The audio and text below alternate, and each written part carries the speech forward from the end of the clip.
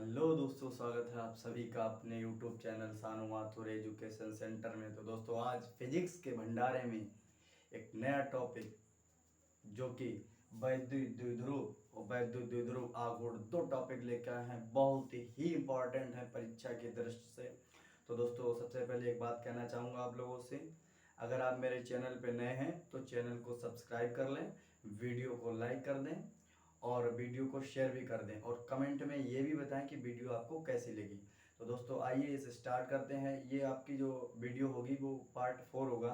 तो आइए स्टार्ट करते हैं। सबसे पहले शानदार तरीके से आपका सबसे पहला प्रश्न क्या है, वो है आपका वैद्युत द्विध्रुव से आप क्या समझते हैं, उदाहरण दे समझाइएगा। यानी वैद्युत द्विध्रुव क्या होता है, फिर इसका उदाहरण देना है। तो वैद्युत द्विध्रुव का मतलब होता है मेरे दोस्त, जिसमें दो ध्रुव हो वो आपका क्या होगा, वैद्युत द्विध्रुव होगा।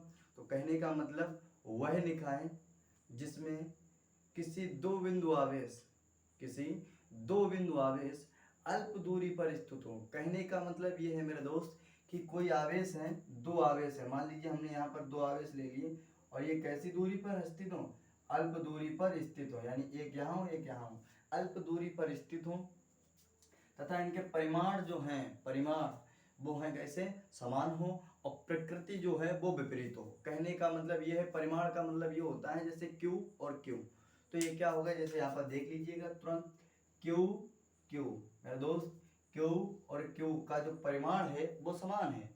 लेकिन अगर प्रकृति की बात करेंगे तो मान लीजिए अगर मैंने यहाँ पर माइनस आवेश लिया मेरे दोस्त और यहाँ पर प्लस आवेश लिया है, तो इनकी प्रकृति जो है वो विपरीत हो गई। कहने का मतलब ये हो गया कि एक आवेश है आपका माइनस का तो दूसरा है आवेश आवेश आपका प्लस का। तो जब एक आवेश माइनस का दूसरा प्लस का, तो इनकी प्रकृति क्या हो गई, विपरीत हो गई मेरे दोस्त। कैसी हो गई, विपरीत हो गई।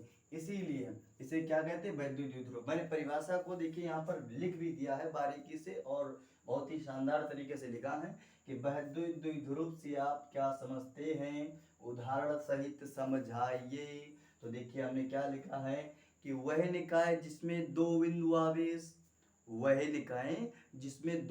आवेश अल्प दूरी पर स्थित हैं तथा इनके परिमाण समान और प्रकृति जो है वो कैसी है दोस्त, विपरीत होती है, तो उन्हें हम क्या कहते हैं, वैद्युत द्विध्रुव कहते हैं। इतना समझ में आ गया। इसके बाद एक नया प्रश्न है और वो भी बहुत ही ज्यादा इंपॉर्टेंट है, जिसका नाम है वैद्युत द्विध्रुव आघूर्ण। वो था वैद्युत द्विध्रुव, ये है वैद्युत द्विध्रुव आघूर्ण होता है। ठीक है, देखिए क्या होता है वैद्युत द्विध्रुव आघूर्ण। मान लीजिए यहाँ पर एक कोई हमने द्विध्रुव बना लिया। द्विध्रुव का मतलब होता है जैसे हमने कोई चालक था, देखो एग्जाम्पल, तुरंत लो एग्जाम्पल। ये आपका हो गया मार्कर, इसके कै ध्रुव है, दो ध्रुव है।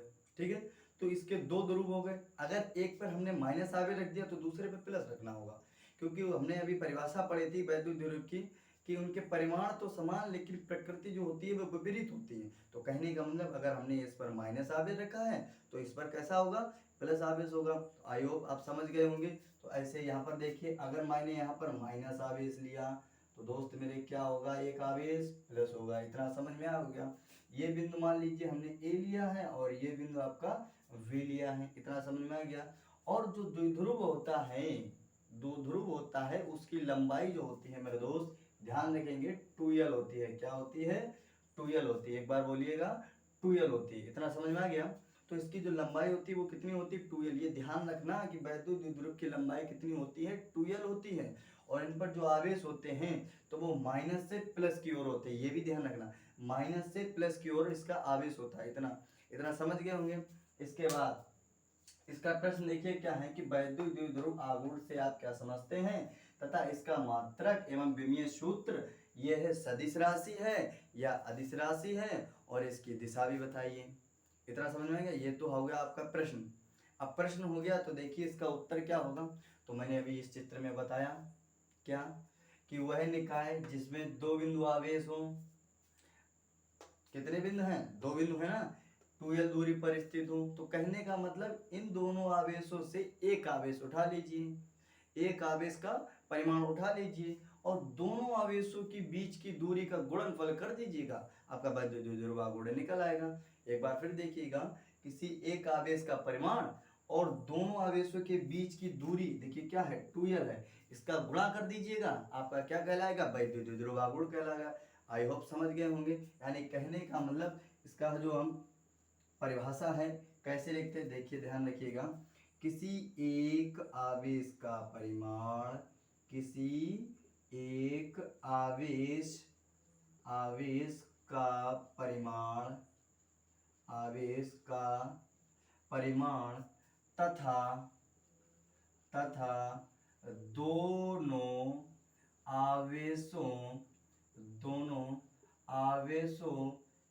के बीच की दूरी, दोनों आवेशों के बीच की दूरी के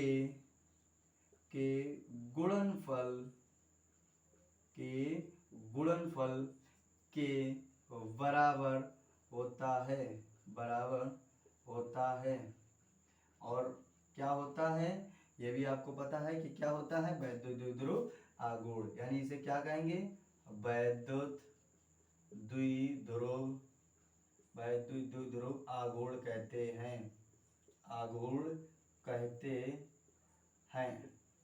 और दोस्त मेरे इसे ध्यान रखिए, P से प्रदर्शित करते हैं। किससे प्रदर्शित करते हैं मेरे दोस्त, P से प्रदर्शित करते हैं।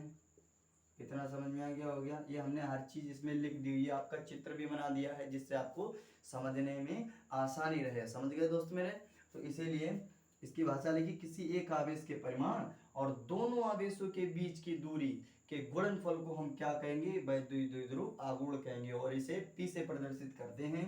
ठीक है, तो P बराबर इसका फार्मूला जो होता है वो होता है Q इंटू 2L। इतना समझ में आया, क्या होता है, Q इंटू 2L। अब देखिए हमने भाषा लिखाई, तो भाषा से देखिए इसमें क्या होता है, या आप फार्मूले से भाषा बना सकते हैं इसकी तुरंत। इसकी परिभाषा जो है वो फार्मूले से बना सकते हैं। देखिए, किसी एक आवेश का परिमाण तथा दोनों आवेशों के बीच की दूरी के गुणनफल को, देखिए गुणाफल है तो यहाँ पर गुणनफल को क्या कहेंगे, वैद्युत द्विध्रुव आघूर्ण कहेंगे। आई होप समझ गए होंगे। ठीक है, अब बात करते हैं इसके मात्रक की।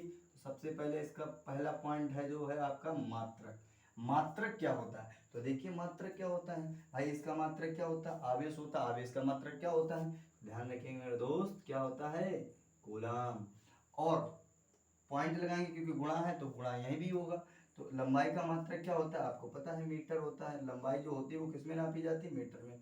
तो इसका एक चीज निकाल ली, क्या, इसका जो मात्रक होता है वो लंबाई इंटू मीटर होता है, सॉरी कूलम इंटू मीटर होता है। इतना समझ में आएगा, कूलम इंटू मीटर होता है। अब आगे देखते हैं, इसके बाद करते हैं मात्रक की होगी। अब विमीय सूत्र की बात करते हैं, यानी इसका जो विमीय सूत्र है, विमा जो है इसकी वो क्या है। तो देखो विमा जो है वो क्या है, देखिए भाई आवेश, और आवेश की विमा क्या होती है, एटी होती है।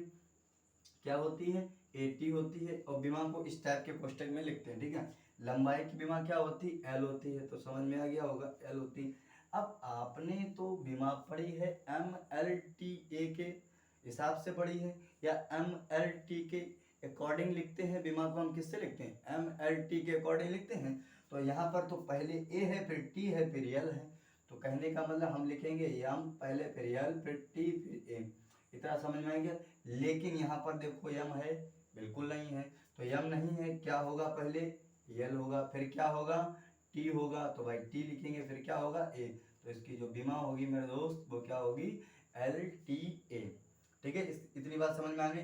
फिर इसके बाद करते अदिश है या सदिश। तो आपने एक चीज देखी होगी क्या, कि हमने आपको बताया कि वैद्युत द्विध्रुव जो होता है वो माइनस से प्लस की ओर होता है। किधर होता है, माइनस से प्लस की ओर होता है। तो जब माइनस से प्लस की ओर है तो कहने का मतलब इसकी जो दिशा होगी वो माइनस से प्लस की ओर होगी। भाई देखिए मानकर माइनस से प्लस, तो इसकी जो डायरेक्शन होगी वो इधर ही की तो ओर होगी। तो ऐसे ही इसकी जो दिशा होती है, लिख लीजिएगा कि जो दिशा होती है वो क्या होती है, ऋणावेश से लेके ऋणावेश से धनावेश, ऋणावेश से धनावेश की ओर क्या होती है, इसकी दिशा होती है। इतना समझ में आ गया होगा। अब इसमें क्वेश्चन में क्या क्या गया, इसकी दिशा भी बताइए, और ये अदिश है या सदिश। तो अदिश या सदिश देखें क्या होता, हमने बताया आपको ये कैसी राशि। अदिश सदिश का मतलब होता, अदिश का मतलब जिसमें दिशा ना हो, और सदिश का मतलब जिसमें दिशा हो। समझ गए, अदिश और सदिश क्या होता है, जिसमें दिशा वो सदिश, जिसमें ना दिशा वो अदिश। तो कहने का मतलब अब इसमें तो दिशा है, माइनस से प्लस है तो क्या डायरेक्शन है? जी बिल्कुल डायरेक्शन है। तो लिख लीजिएगा डायरेक्शन, यानी ये कैसी राशि है? सदिश राशि है, सदिश राशि है, सदिश राशि है। तो आपका ये था क्वेश्चन, पूरा हो गया कंप्लीट।